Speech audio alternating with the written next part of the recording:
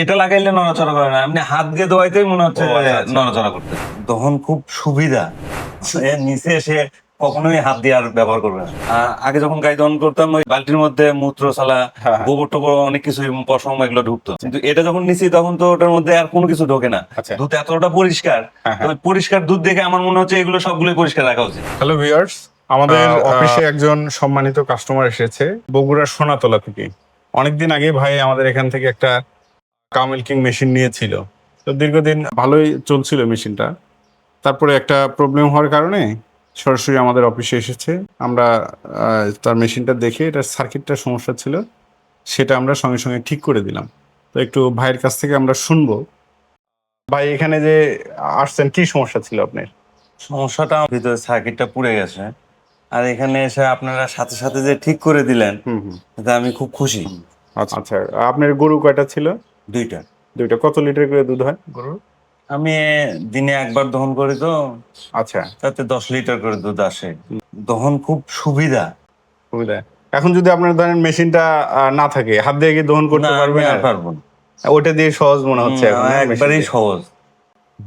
এর নিচে সে কখনোই হাত দিয়ে আর ব্যবহার করবে না। দিয়ে? ভাই আপনি গরু যখন নিয়ে গেলেন আমাদের মেশিনটা, গরু কি কোনো সমস্যা করতেছিল না, নতুন মেশিন? আমি তো প্রথমে হাত দিয়ে যখন দহন করছি আমার হাত ব্যথা করছে।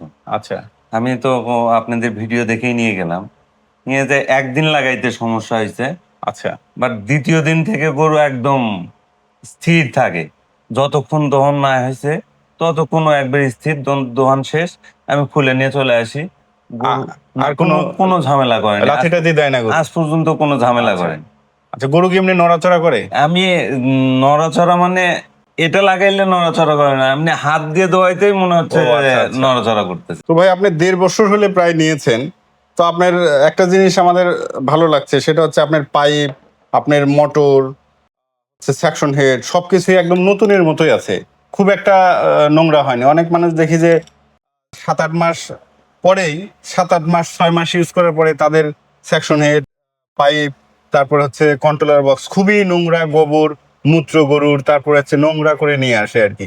তাদের আসলে এগুলো দেখার পরে আমরা বুঝি খুবই পরিত্যক্ত জায়গায় কোনো একটা যত্ন করতো না তারা, বুঝছেন? ওই জন্য তাদের কিন্তু মোটরটা আরো তাড়াতাড়ি নষ্ট হতো।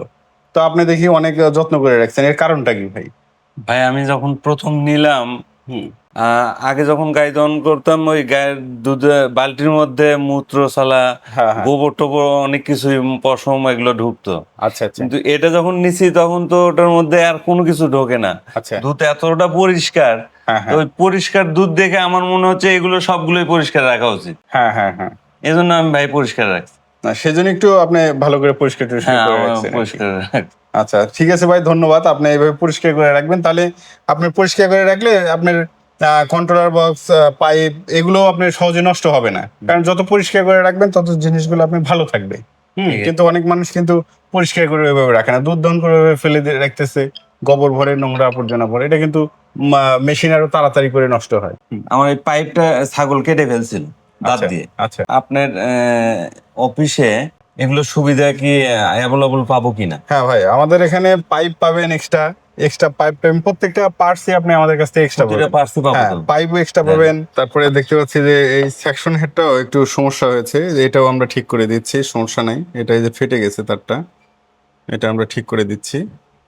পরবর্তীতে নষ্ট হলে আপনি সেকশন হেড কোনো প্রবলেম হলে সেকশন হেড এক্সট্রা পাবেন, মোটর যে কোনো প্রবলেম হলে মোটর এক্সট্রা পাবেন। এমনকি জারও আমাদের কাছে, জারের কোনো প্রবলেম হলে দেখাচ্ছে পড়ে গেছে, গরু লাথি দিচ্ছে, কিংবা কোনো সমস্যার কারণে ফুটো হয়ে গেছে, যদি কোনো প্রবলেম হয় জারও আমাদের কাছে এক্সট্রা পাবেন। প্রত্যেকটা পার্টস এবং প্রত্যেকটা পাইপ থেকে শুরু করে সবকিছুই আপনারা এক্সট্রা এখান থেকে পাবেন।